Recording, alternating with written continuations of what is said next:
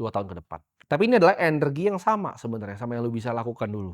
Jadi ini trik sulapnya. Bukan semua orang yang ikutin gua itu yang tambah kaya, tapi semua orang yang nggak ikutin mulut gua itu yang tambah miskin.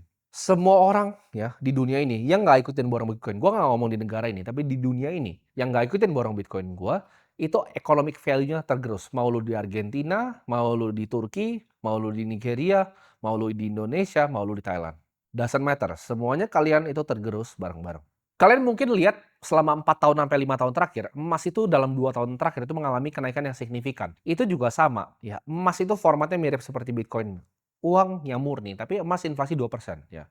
Kalau fiat itu bisa 11 sampai 17% tergantung lu di negara apa. Emas itu inflasi 2% karena emas itu bisa ditambang lagi. Kalau kita lihat ya, gue baru kemarin ketemu teman gue, salah satu direksi di bank besar di Brazil, New Bank. Dia cerita, Brazil itu risk free rate-nya itu 14% teman-teman. Jadi risk free rate itu apa? Itu adalah rate di mana kira-kira itu uang yang tidak bisa beresiko, maksudnya return obligasi biasanya. Indonesia itu ada di angka 6 sampai 7%. Sedangkan Brazil itu 14%. Makanya banyak sekali orang Jepang itu melakukan yang namanya carry trade di sana. Dan 10% dari transaksi remittance di Brazil itu sudah menggunakan USDT, teman-teman. Jadi Brazil ini sudah ibaratnya negara kripto. Karena risk free rate dari negaranya 14%. Nah, pertanyaannya, gimana lu semua yang belum kenal gua ya 2 tahun yang lalu? Jawabannya sama, ya Bitcoin ini bukan masalah dia naik turun atau volatil. Satu Bitcoin itu akan selalu nilainya satu Bitcoin. Ya.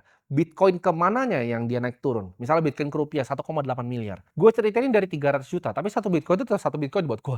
Misalnya, gue punya 100 Bitcoin. Itu akan tetap nilai 100 Bitcoin untuk gue pribadi. Mungkin kalian kalau udah ngikutin 25 episode, kalian baru bener-bener paham nih apa yang gue mengerti tentang Bitcoin. Ini bukan tempat untuk menjadi kaya, ini bukan ladang perjudian seperti orang yang nggak mengerti ini ngomong.